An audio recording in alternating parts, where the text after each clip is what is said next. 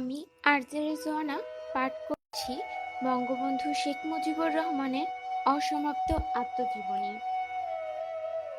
ইয়ার মোহাম্মদ খানও এরপর থেকে সক্রিয় রাজনৈতিক কর্মকাণ্ডে অংশগ্রহণ করতে শুরু করলেন। তাতে আমাদের শক্তিও ঢাকা শহরে বেড়ে গেল। আমিও মহল্লায় মহল্লায় ঘুরে একদল যুবক কর্মী সৃষ্টি করলাম। এই সময় সমস্যাবাদ ও বংশালের একদল যুবক কর্মী আওয়ামী লীগে যোগদান করল। সমস্যাবাদ ও আরমানিটোলা ময়দানের পাশেই ছিল। আরমানিটোলার সভার বন্দোবস্ত এখন এরাই করতে শুরু করে। ফলে মুসলিম লীগ শত চেষ্টা করেও আর গোলমাল সৃষ্টি করতে পারছিল না আমাদের সভায়। 11ই অক্টোবর আরমানিটোলার বিরাট সভা হলো। সমস্ত ময়দান ও আশেপাশের রাস্তা লোকে ভরে গেল। শামসুল হক সাহেব বক্তৃতা করার পর আমি বক্তৃতা করলাম। মাওলানা পূর্বেই বক্তৃতা করেছেন, আমি শেষ বক্তা। সভায় গোলমাল হবার ভয় ছিল বলে ভাসানী সাহেব প্রথমে বক্তৃতা করলেন।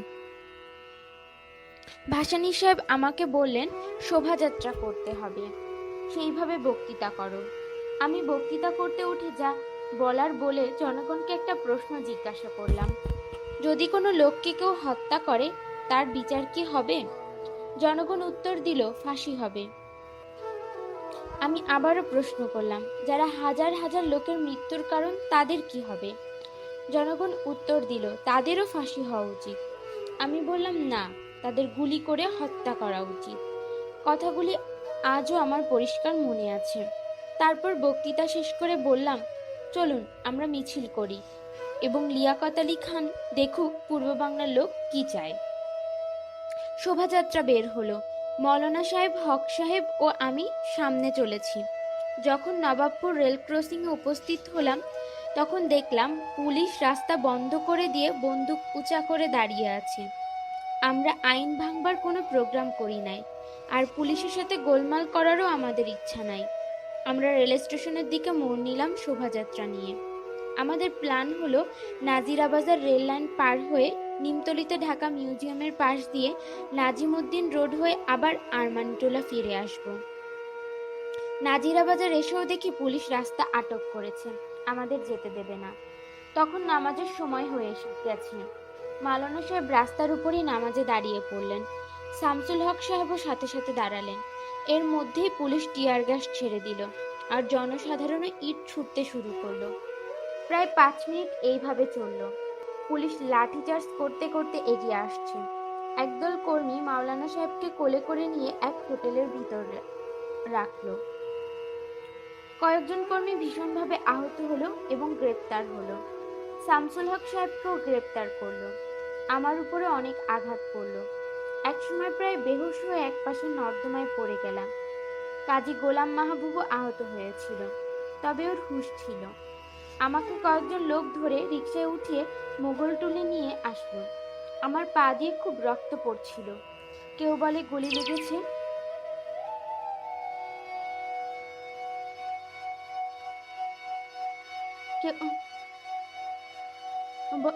কেউ বলে গ্যাসের ডাইরেক্ট আঘাত, কেউ বলে কেটে গেছে পড়ে যেয়ে। ডাক্তার এলো, ক্ষতস্থান পরিষ্কার করলো, ইঞ্জেকশন দিয়ে আমাকে ঘুম পাড়িয়ে দিল, কারণ বেদনায় খুব কষ্ট পাচ্ছিলাম। প্রায় 30 জন লোক গ্রেপ্তার হয়েছিল।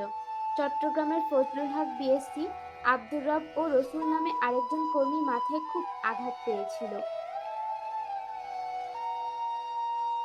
তারাও গ্রেপ্তার হয়ে গিয়েছিল। আমার আত্মীয় ফরিদপুরের দত্তপাড়ায় জমিদার বংশী সাইফুদ্দিন চৌধুরী ওরফে সূর্য মিয়া আমার কাছেই ছিল এবং আমাকে খুব সেবা করলো। সে রাত 2টা পর্যন্ত জেগেছিল। এমন সময় মোগলটুলি আমাদের অফিস, যেখানে আমি আছি, পুলিশ ঘিরে ফেলল এবং দরজা খুলতে বলছিল। লোহার দরজা, ভিতরে তালা, খোলা ও ভাঙা এত সহজ ছিল না। সাইফুদ্দিন চৌধুরী আমাকে, কাজী গোলাম মাহবুব ও মফিজকে ডেকে ওঠালো এবং বলল, পুলিশ এসেছে তোমাদের গ্রেফতার করতে। আমি যখন ঘুমিয়েছিলাম ইঞ্জেকশন দিয়ে, তখন ভাসানী সাহেব খবর দিয়েছিলেন আমি যেন গ্রেফতার না হই। আমার শরীরে ভীষণ বেদনা, জ্বর উঠেছে, নড়তে পারছি না। কি করি? তবুও উঠতে হলো এবং কি করে ভাগবো তাই ভাবছিলাম। শওকত মিয়া আগেই সরে গেছে, রাস্তাঘাট তারই জানা। তিনতলায় আমরা থাকি। পাশে একটা দোতলা বাড়ি ছিল। তিনতলা থেকে দোতলা লাফিয়ে পড়তে হবে। দুই দালানের ভিতরে ফারাকও আছে। নিচে পড়লে শেষ হয়ে যাব। তবুও লাফ দিয়ে পড়লাম। কাজী গোলাপ মাহবুব ও মফিজও আমাকে অনুসরণ করলো। সাইফুদ্দিন রাজনীতি করে না, তাকে কেউ চেনে না, সে একলাই থাকলো। আমরা যখন ছাদ থেকে নামছি তখন পাশের বাড়ির সিঁড়ির উপর একটা বালতি ছিল। পায়ে লেগে সেটা নিচে পড়ে গেল, আর বাড়িওয়ালা চিৎকার করে উঠল। আমরা চুপ করে দাঁড়িয়ে পড়লাম। পুলিশ দরজা ভাঙতে ব্যস্ত, এদিকে নজর নাই। আমরা বস্তি পার হয়ে বড় রাস্তায় পড়ব এমন সময় পুলিশও দরজা ভেঙে ঢুকে পড়েছে। আমাদের মৌলভীবাজারের ভিতর ঢুকতে হবে। 3জন পুলিশ এই রাস্তা পাহারা দিচ্ছিল।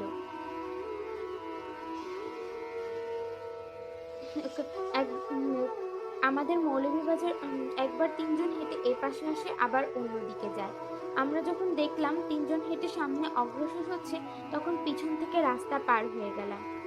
ওরা বুঝতে পারলো না। মৌলভীবাজার পার হয়ে আমরা এগিয়ে এসে এক বন্ধুর বাড়িতে আশ্রয় নিলাম। রাতটা সেখানেই কাটালাম। ভোরে ওদের 2জনকেই বিদায় দিলাম, কারণ ওদের বিরুদ্ধে গ্রেফতারি পরোয়ানা নাই। সামনে পেলে গ্রেফতার করতে পারে। আমি আব্দুল মালিক সর্দারের মাহতরুলির বাড়িতেই রইলাম। সেখান থেকে আমি পরের দিন সকালে ক্যাপ্টেন শাহজাহানের বাড়িতে উপস্থিত হলাম। তার স্ত্রী বেগম নূরজাহান আমাকে ভাইয়ের মতো স্নেহ করতেন। তিনি রাজনীতি করতেন না। আমি আহত ও অসুস্থ, কোথায় যাই আর কেই বা জায়গা দেয় তখন ঢাকায়? ভদ্রমহিলা আমার যথেষ্ট সেবা করলেন। ডাক্তারের কাছ থেকে ঔষধ আনালেন। 2 দিন ওখানেই ছিলাম।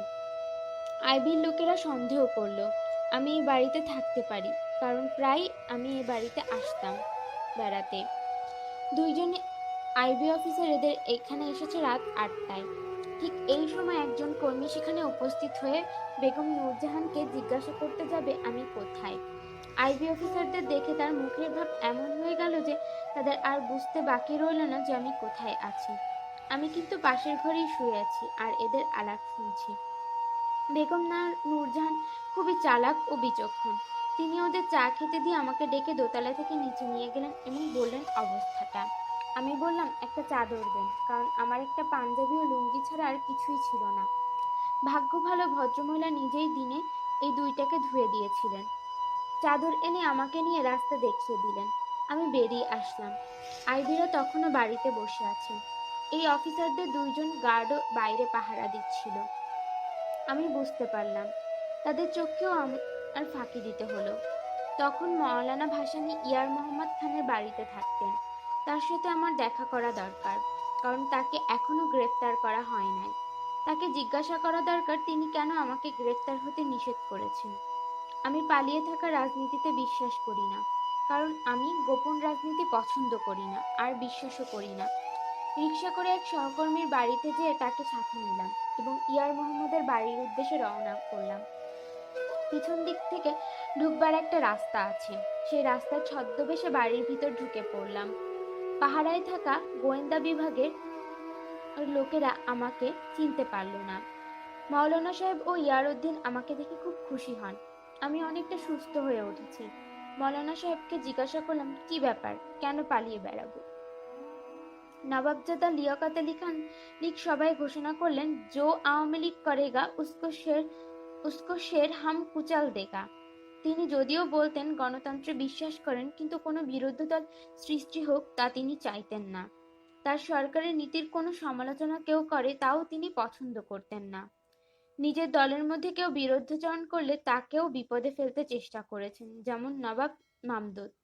পশ্চিম পাঞ্জাব সরকারের প্রধানমন্ত্রী ছিলেন মামদুদ। জিন্নাহর বিশ্বস্ত একজন ভক্ত ছিলেন।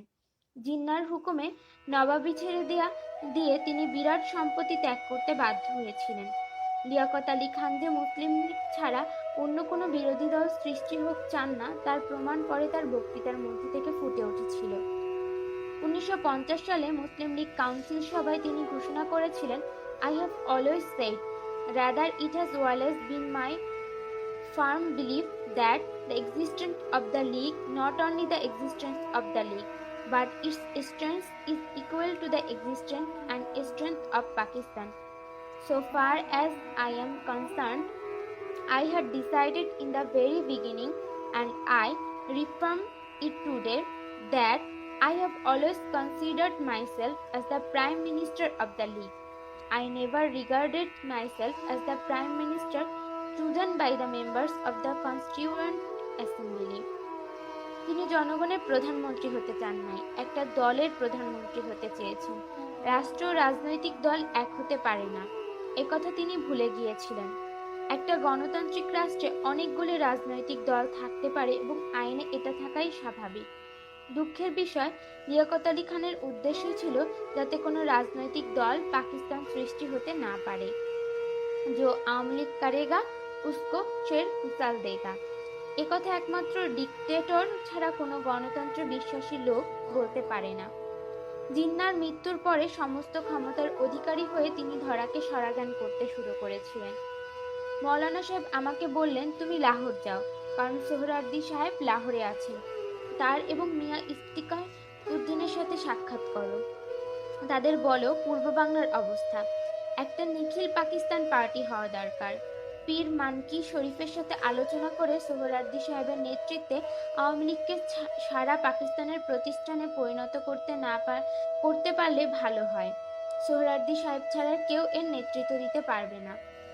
করাচি থেকে লিয়াকত আলী খান সোহরাওয়ার্দী সাহেবকে অকথ্য ভাষায় গাল দিয়ে বলেছেন, ভারত কুকুর লেলিয়ে দিয়েছে।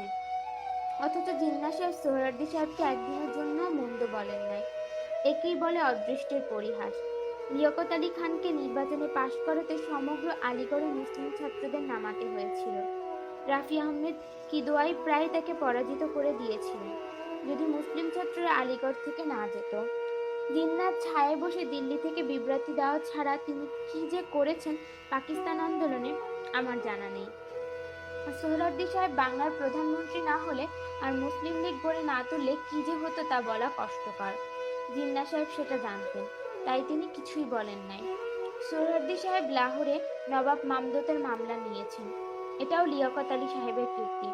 নবাব মামদুদকে বিপদে ফেলার জন্য আর একজনকে সাহায্য করা, কারণ নবাব মামদুদ একটু কমই গ্রাহ্য করতেন লিয়াকত আলী খানকে।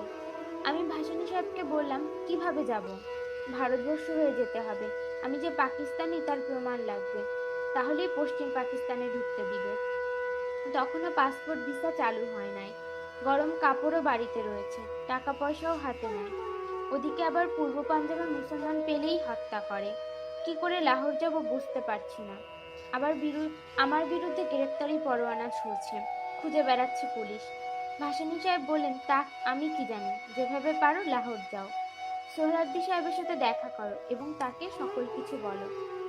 1949 সালের প্রথম দিকে ঢাকার মাওলানা ভাসানী, মিয়া ইফতেখার উদ্দিন আরো অনেকে সোহরাওয়ার্দীর সাথে সাক্ষাৎ করেন এবং সিদ্ধান্ত নেন যদি মুসলিম লীগ কোটারি করা হয় তবু নতুন পার্টি করা হবে। সোহরাওয়ার্দী সাহেব মত দেন, এখানে শহীদ সাহেব ও মিয়া সাহেবের সাহায্য প্রয়োজন, তাদের সম্পর্ক ভালো। আমি তার কাছ থেকে বিদায় নিয়ে চলে আসলাম।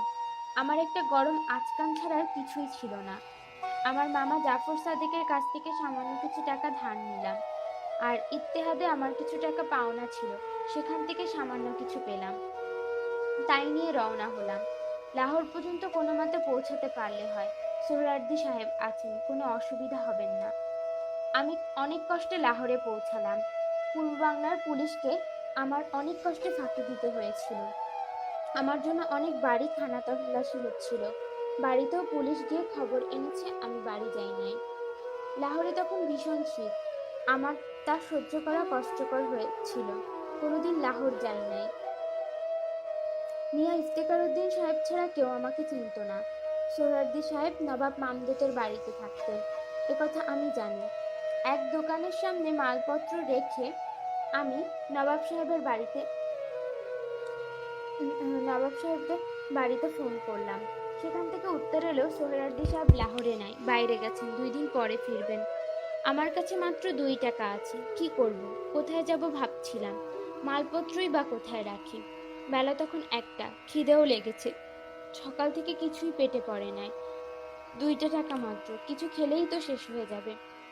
অনেক চিন্তা করে মিয়া সাহেবের বাড়িতে ফোন করলাম। মিয়া সাহেব লাহোরে আছেন, কিন্তু বাড়িতে নাই। আমি একটা টাঙা ভাড়া করে মিয়া সাহেবের বাড়ির দিকে রওনা করলাম। ঠিকানা লেখা ছিল।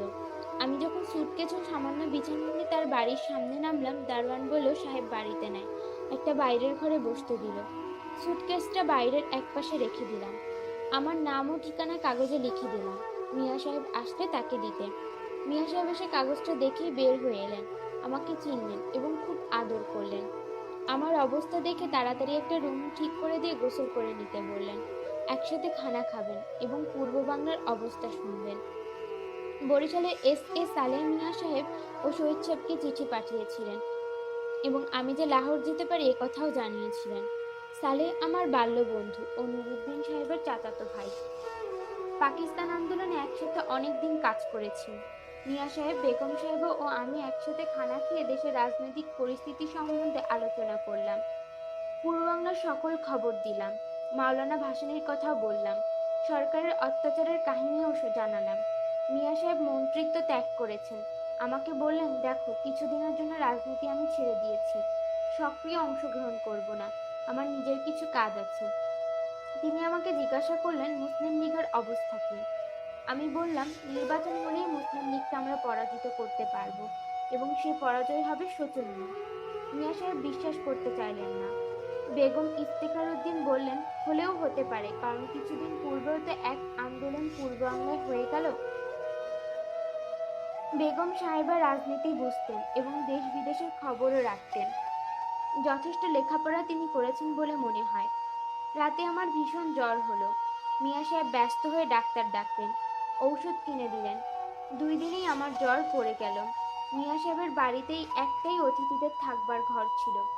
সোহরাওয়ার্দী সাহেবের ভাই প্রফেসর শাহেদ সোহরাওয়ার্দী লাহোরে আসবেন ও মিয়া সাহেবের বাড়িতে থাকবেন। তাই এই 2 দিনের মধ্যেই আমার ছেড়ে যাওয়া উচিত হবে। আলাপ আলোচনার মধ্যে যেটা বুঝতে পারলাম, মিয়া সাহেব আমার জন্য অন্য বন্দোবস্ত করতে রাজি আছেন জানালেন। সোহরাওয়ার্দী সাহেব ফিরে এসেছেন, ফোন করে জানলাম। আজ আর জ্বর নাই, ভীষণ শীত। বেলা 11টার সময় নবাব সাহেবের বাড়িতে পৌঁছালাম। শহীদ সাহেব লনে বসে কয়েকজন অ্যাডভোকেটের সাথে মামলা সম্বন্ধে আলোচনা করছিলেন। আমি কাছে যেয়ে সালাম করতেই তিনি উঠে এসে আমাকে জড়িয়ে ধরে আদর করলেন। জিজ্ঞাসা করলেন, কিভাবে এসেছো? তোমার শরীর তো খুব খারাপ, কোথায় আছো? আমাকে সকলের সাথে পরিচয় করিয়ে দিলেন। সকলকে বিদায় দিয়ে আমাকে নিয়ে বসতেন। আমি সকল ইতিহাস তাকে বললাম। প্রত্যেক কর্মী ও নেতাদের কথা জিজ্ঞেস করলাম। পূর্ব বাংলার অবস্থা কি খুঁটিয়ে খুঁটিয়ে তাও জিজ্ঞেস করলাম। বাংলাকে তিনি যে কতটা ভালোবাসতেন তার সাথে না মিশলে কেউ বুঝতে পারত না। শহীদ সাহেব বললেন তার আর্থিক অবস্থার কথা। মামলাটা না পেলে খুবই অসুবিধা হতো। তিনি আমাকে যেতে দিলেন না মিয়া সাহেবের বাসায়। একসাথে খানা খেলাম। নবাব মামদুদ উপস্থিত ছিলেন। তাকেও আমাদের অবস্থার কথা বললেন। তিনি পূর্ব পাকিস্তানের অবস্থা এক এক করে জিজ্ঞাসা করলেন। বিকালবেলা খানা খেলাম। মোহাম্মদ খান লুণ্ঠখোর ও পীর সালাউদ্দিন শহীদ সাহেবের সাথে দেখা করতে এলেন। গোলাম মোহাম্মদ খান লুণ্ঠখোরকে সীমান্ত প্রদেশ থেকে বের করে দেওয়া হয়েছে। তার সীমান্ত প্রদেশে যাওয়া নিষেধ। তিনি সীমান্ত আমি মুসলিম লীগের সাধারণ সম্পাদক। আমাকে পেয়ে তিনি খুব খুশি হলেন। শহীদ সাহেব তাকে বললেন একটা হোটেল ঠিক করে দিতে, যেখানে আমি থাকবো। অল্প খরচের হোটেল হলেই ভালো হয়। পীর সালাউদ্দিন তখন পাঞ্জাবের ছাত্রনেতা, কর্মী হিসেবে তার নাম ছিল। আমি রাতেই মিয়া সাহেবের কাছ থেকে বিদায় নিয়ে হোটেলে চলে এলাম। মিয়া সাহেব বললেন, জায়গা থাকলে তোমাকে হোটেলে যেতে দিতাম না। আমি বললাম, অসুবিধা হবে না। শহীদ সাহেব আমাকে নিয়ে দোকানে গেলেন। বললেন, কিছু কাপড় আমার বানাতে হবে, কারণ 2টা মাত্র স্যুট আছে, এতে চলে না।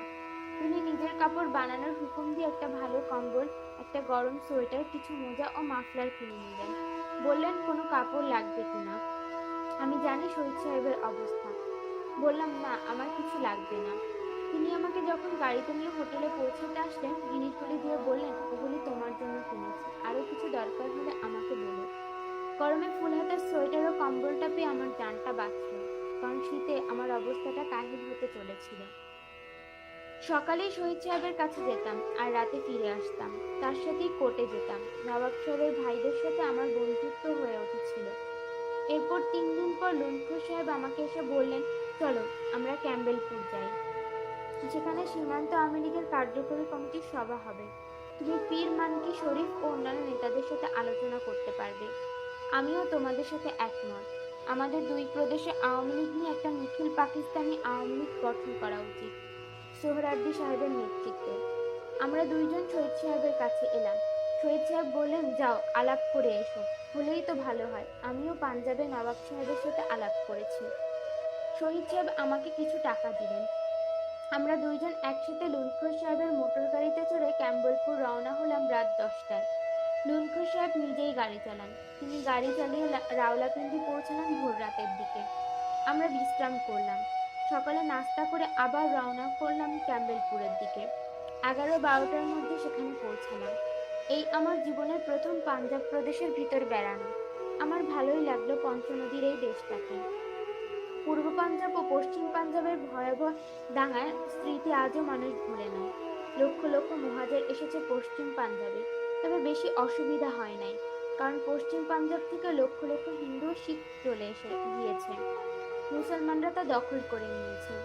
ক্যাম্বেলপুর যাওয়ার পূর্বে আমি একটা বিবৃতি দিয়েছিলাম পূর্ব বাংলায় কি হচ্ছে তার উপরে। মাওলানা ভাসানী, শামসুল হক সাহেবের কারাগারের বন্দিত্ব, রাজনৈতিক কর্মীদের উপর নির্যাতন ও খাদ্য সমস্যা নিয়ে। পাকিস্তান টাইমস, ইমরোজ ভালোভাবেই ছাপিয়েছিল, কারণ মিয়া সাহেব তখন এই কাগজ দুইটির মালিক ছিলেন। এই সময় সম্পাদক ও বিখ্যাত কবি ফয়েজ আহমেদ ফয়েজ, তার সহকর্মী জনাব মাজহারের সাথে আমার পরিচয় হয়। এই দুইজনকে বিদ্বান, বুদ্ধিমান ও জ্ঞানী বললে ভুল হবে না। বাংলা ভাষা অন্যতম রাষ্ট্রভাষা হওয়া উচিত। মিয়া সাহেব ওই দুইজনই তখন তা সমর্থন করেছিলেন।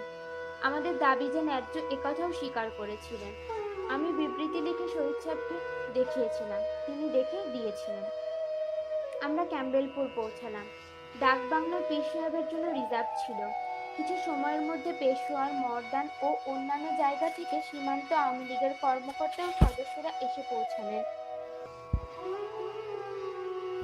এখানে সভা করার উদ্দেশ্য হলো জনাব লুৎফর পাঞ্জাব ছেড়ে সীমান্ত প্রদেশে যেতে পারেন না। এইখানে আমার প্রথম পরিচয় হলো পীর মানকি শরীফ, সর্দার আব্দুল গফুর, সর্দার সেকেন্দার, ভূতপূর্ব মন্ত্রী শামীম জং ও আরো অনেক নেতার সাথে। তাদের সভা অনেকক্ষণ চলল। আমাকে তাদের সভায় যোগদান করতে অনুমতি দিয়েছিলেন। ডাক বাংলোয় সভা হলো। বন্দুকধারী দুইজন পাহারাদার ডাক বাংলো পাহারা দিয়েছিল, যাতে গোয়েন্দা বিভাগের কেউ কাছে আসতে না পারে। রাত পর্যন্ত সভা চলল। আমি সভায় বক্তৃতা করলাম ইংরেজিতে। এক ভদ্রলোক, নাম মনে নাই, পশতুতে সকলকে বুঝিয়ে দিলেন। আমি যে নিখিল পাকিস্তান ভিত্তিক প্রতিষ্ঠান গড়া উচিত বলে প্রস্তাব দিলাম, এই নিয়ে আলোচনা শুরু হলো। আমি বুঝতে পারলাম প্রায় সকলেই শেষ পর্যন্ত রাজি হলেন।